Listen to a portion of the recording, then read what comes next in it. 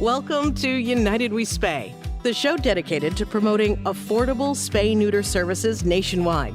Each episode delves into the heart of the movement, sharing inspiring stories and driving positive change. Our goal is to raise awareness, educate, and empower, addressing overpopulation's root causes to ensure every animal has a chance for a better life. Hosted by Stacy LeBaron and the United Spay Alliance team, we're on a mission to change lives. Fed up with the fixation on symptoms in the animal welfare conversation, it's time to change the narrative. Join us on United We Spay, where we make a difference by spreading knowledge and building a compassionate world for animals. Let's put prevention first and spotlight spay-neuter in the animal welfare space. You're listening to United We Spay, a podcast from the United Spay Alliance. United Spay Alliance works to promote accessible, affordable, and timely spay-neuter services because an ounce of prevention today could prevent untold suffering tomorrow. Spay-neuter, it's public health for pets. I am Stacy LeBaron, United Spay Alliance board member and host of the show. And today on United We Spay, we're talking with Dr. Jeff Young. Dr. Young graduated from Colorado State University School of Veterinary Medicine in 1989. He established Planned Pethood Plus in 1990.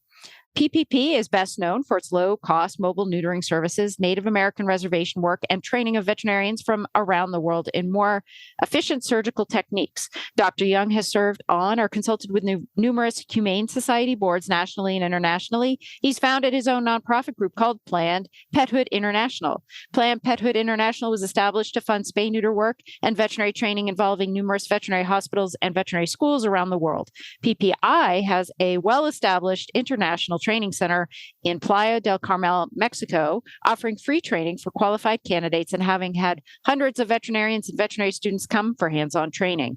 Dr. Young is most proud of having personally sterilized over 185,000 animals in the last 32 years. He is an outspoken proponent of early age neutering for companion animal population control. Dr. Young has the #1 ranked TV show on Animal Planet called Dr. Jeff Rocky Mountain Vet.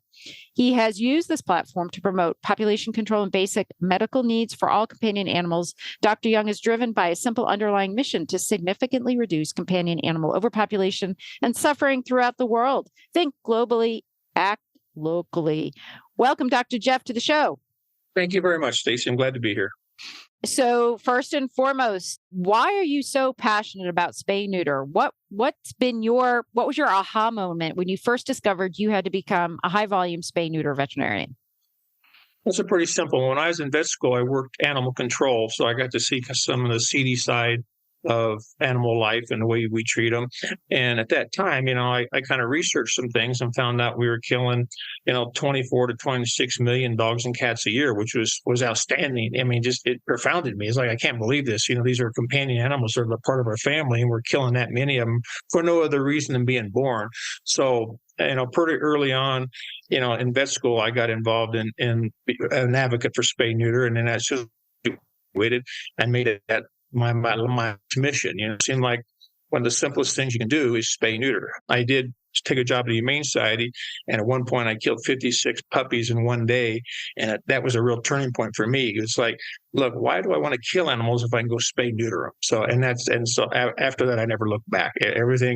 We established the first for-profit veterinary hospital that required spay neuter of any animals that came through our building, and that's been that way for the last 35 years. Wow. And you just said a for-profit clinic that focused on spaying and neutering. Is that true?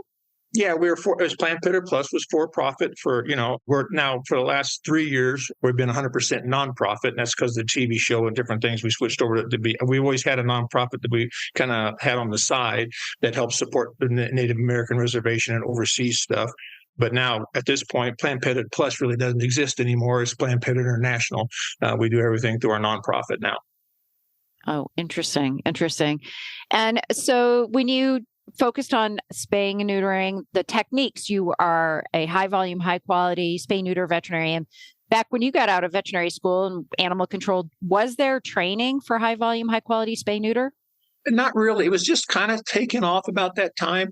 Somewhere along the line, I got kind of coined as the modern father of mobile spay-neuter, because I was doing all mobile work. I had no money coming out of school. So, I was doing things out of the back of my car. I was going to spay-neuter on kitchen tables. I mean, you name it. I didn't care where I went.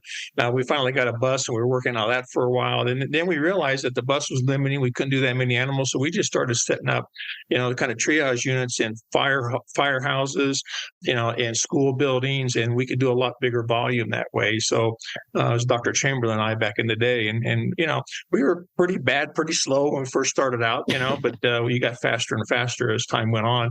And we kind of developed some of our own techniques. And now a lot of those techniques are used by other people.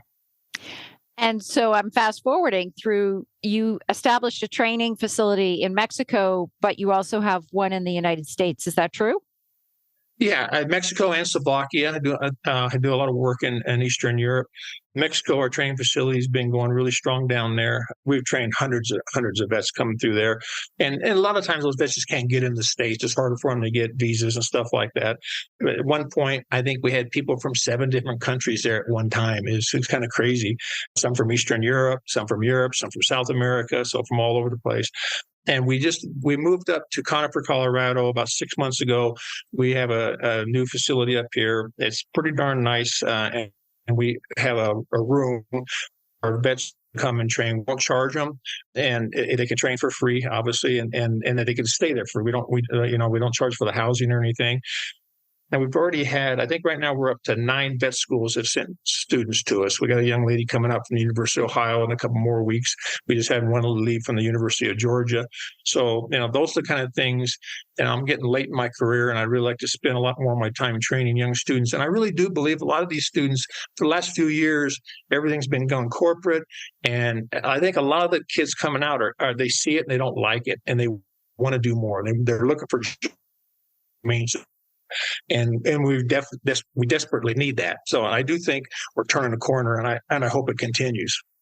One of the things that we had a conversation about at our United Spay Alliance conference in 2022, we talked about feline fixed by 5 and the importance of early age spay neuter. What are your thoughts on this topic? Yeah, I don't think with dogs under 50 pounds and cats, I don't think it's an issue at all. Fixed by 5 means 5 weeks to 5 months. Obviously, fixed by 5 meant 5 months. For me, it's 5 weeks to 5 months. And I don't advocate doing 5-week-old puppies and kittens everywhere, like in my facility necessarily. But at the same time, on reservations, places where we go out in Mexico and stuff, we may be there once in a year or maybe twice a year. So you don't leave anything behind that you can possibly fix, if all possible, or you're going to come back to just a bigger mess. So I'm a really strong advocate, and all the literature, is on our side on that. When you start getting the larger breed dogs, there's some controversy, but I really don't, if you look at the literature, once again, the vast majority is pro spay neuter, not against it. And every longevity study that's ever been done, even at places like UC Davis, which does not like prepupil spay neuter, even in their longevity studies, animals that are fixed live longer, period. They live longer and they're healthier. That's the reality of it. Dr. Jeff, you make this sound so simple. Is the solution for pet overpopulation simple? It's simple. I used to think it was real simple. When I was naive enough to believe once I got out of vet school, I'd just go out and spay and neuter the world and the problem would be solved, And what I find is that from a veterinary standpoint, I think it's simple. From a society standpoint, it's not necessarily simple because people get in your way. There's a lot of inertia out there. Groups like the AKC, they promote breeding. That's what it boils down to.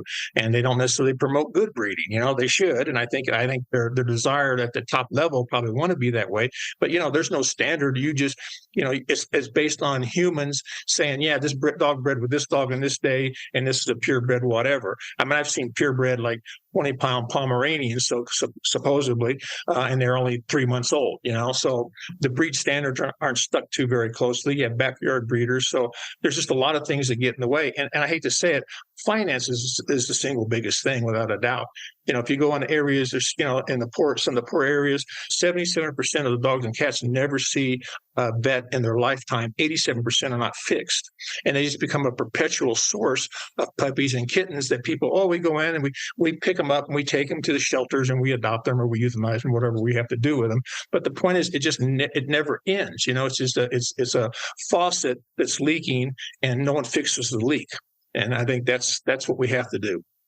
Do you feel that our greatest challenges in getting access to spay-neuter is in the rural areas versus the urban areas, or the challenges are different? I think the challenges are dramatically different, but you have a little of both. I mean, I live in Colorado, Denver Metro. You don't see a lot of stray cats and dogs running around Denver Metro. That's just the reality.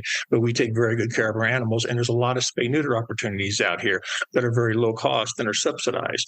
But a lot of the southern states are really bad, and there's just not a lot of support for it. And then you have the vet profession that has basically moved human medicine over to animal medicine, which drives up the standard of care. And the problem with that is, it's really hard. Like in California, I'm pretty sure you have to have a separate spay pack for every feral cat you do. And I know people that probably violate that because they realize that, look, it's the same colony. The exposure is the same, so you might use the pack for several, or you may have some cold sterilization, and there's nothing wrong with that, nothing whatsoever.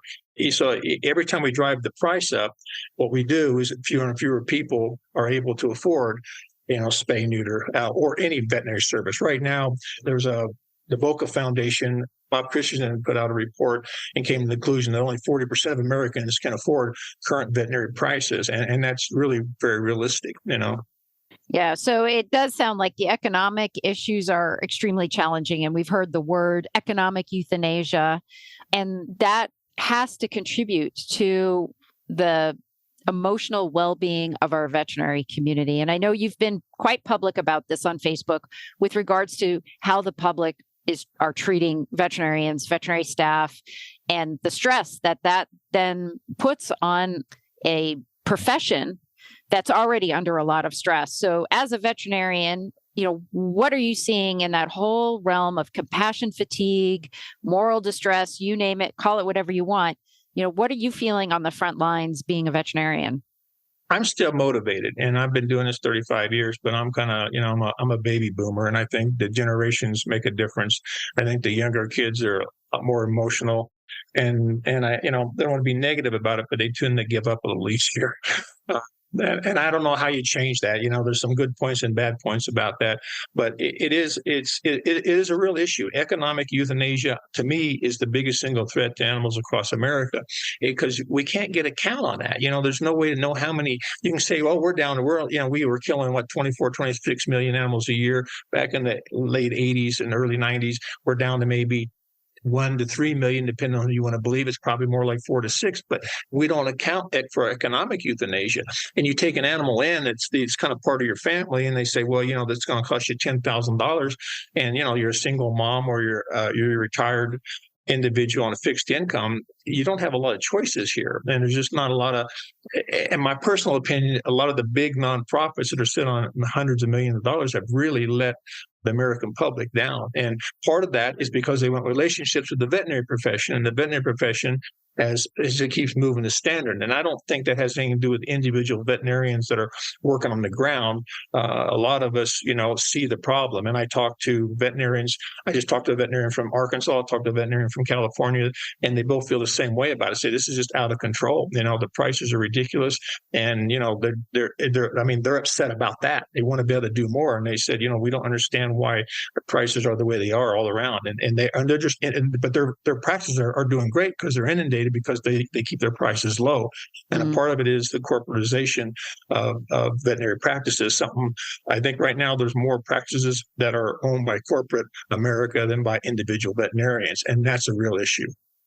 Yeah. And it is an issue. And I also think that there are ways that we can model practices like you did many, many years ago as a for-profit model that could work sustainably, in the community. It's mission focused. It helps the community, but it also helps its staff. The staff supports the staff, and is reasonable. There's a reasonable profit involved, and trying to make sure, because I think that even the affordability issue, as you're saying, it's not only hitting low income, it's middle income families. Yep. I mean, so there's just a really large population of cat owners. And statistically, Peter Marsh has said that if your income level goes down, the chances of you having a higher number of cats can go up.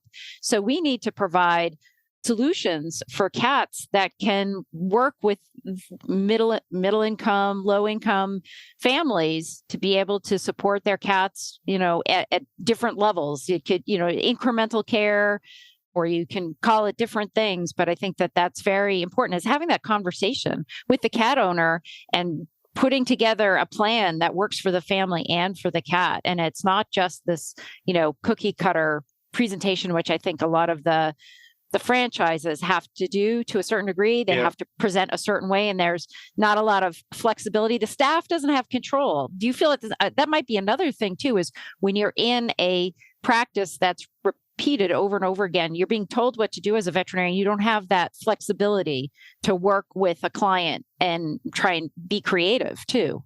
That's absolutely true. And that is actually part of the problem. Everything's run by computers. You put something in and, okay, this is what you do next. And then this is what you do next. And you're not given choices. And you can jump 2 or 3 steps with half a brain, but we're not taught to be good medicine doctors anymore. We're taught to look at the dang computer, and run every test in the book. And then, something's going to show. So I really think we're getting away from that. And, for me, to be a good medicine doctor, it's about experience, not looking at a computer. And I'll do flow sheets and different things, but it's more about exposing yourself to more and more things, and it takes time to do that. And you have to have the flexibility to skip a few steps from time to time for people who don't have a lot of money. And it's not that hard to do. It really is. It just takes a little common sense. But every time you skip a step, you skip money. And that's what it boils back to. Always cut back to money. One of our friends at the United Spay Alliance, Patricia Chan, and she was on the show earlier this year. She's not a veterinarian, but yet she started an incredible program called Spay Panama. But she was a financial planner. If there's someone out there listening to this show and they're not a veterinarian, should they feel like they can't start some sort of a spay-neuter opportunity in their community? Oh, I mean, yeah, I know Patty well, and I've worked with Spay Panama multiple times and trained some of their vets. I've been down there, I think, 3 different times to work with them, and I did a fundraiser for them a couple of years ago. And there's people all over the world doing this. There's people in Mexico. There's people in Costa Rica. There's people all over the world doing things. And yeah, that's the thing. I honestly believe non-veterinarians have made the biggest difference when it comes to overpopulation and pet, elevating pet status in society than the veterinary profession ever has. And part of it is just we're in the trenches, we're in the grind, and we don't always see the big picture. You can't always see the forest for the trees. But part of it is, you don't become a veterinarian to be a social activist. I just happen to be a little bit of an activist, so I've always had it in my blood. And so that kind of put me in a little bit different category. But, there's other people out there that are kind of doing the same thing. But, we are definitely the minority, not the majority. Most veterinarians just want to go to work and go home. And it's not that they don't care, but, they're living their lives. And I get that.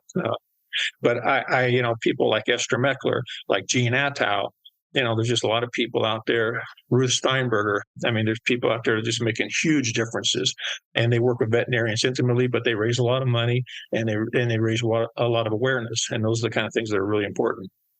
And yourself. Thanks. So, yeah. And I want to stress it again, like I am not a veterinarian, but I've gotten involved in a lot of projects, started mobile spay-neuter clinics, TNR clinics, stationary, as well as moving around into, going to private practices on Sundays and doing Sunday feral cat clinics in a private practice clinic, as well as working with some stationary models too. So, it can be a collaborative effort, and it should be a collaborative effort. We don't operate in a vacuum. And I think sometimes veterinarians feel like they're the only ones out there. It's very alone. And it's the same with community cat trappers. They feel like they're the only ones out there trapping these cats, advocating for these cats. But we have a group of people.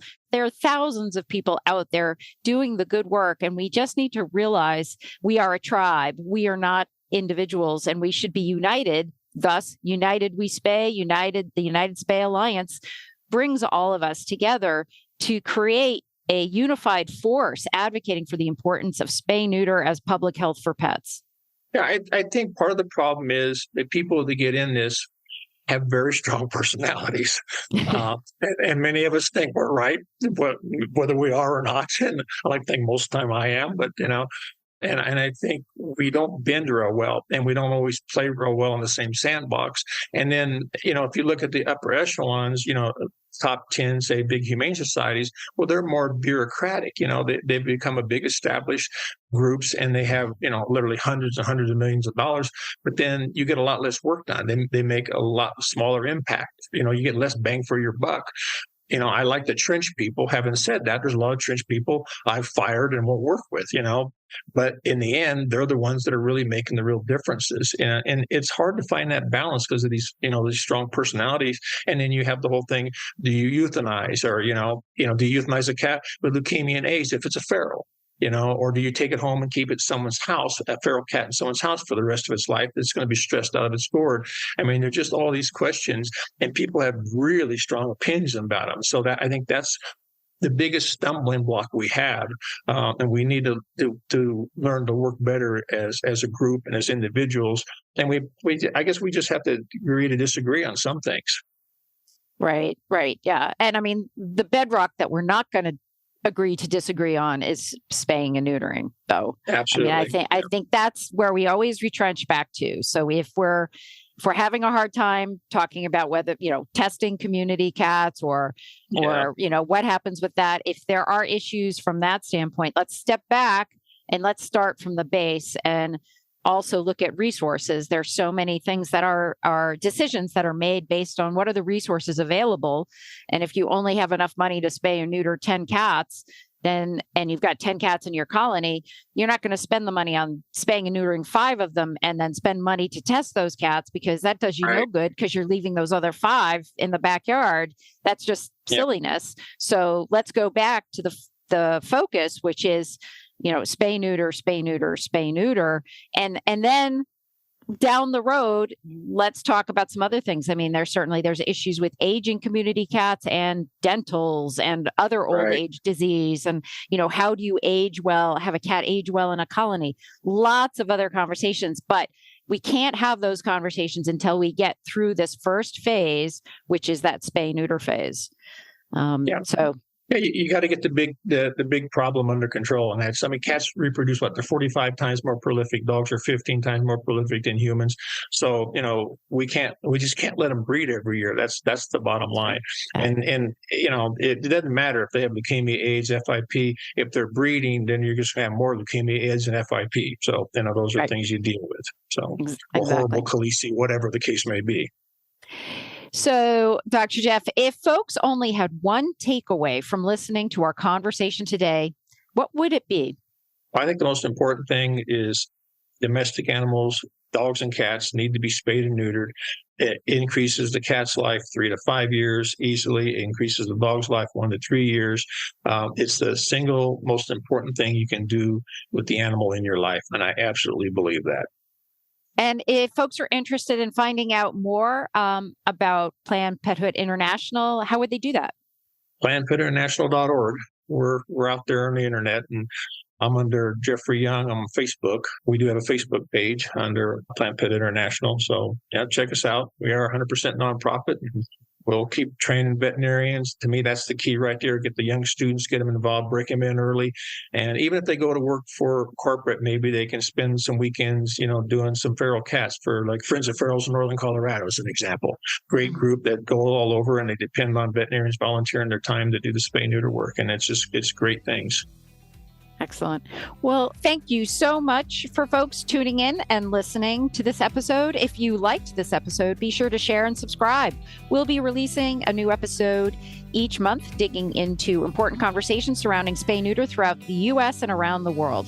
For more resources about spay-neuter, learn more about our work at unitedspayalliance.org.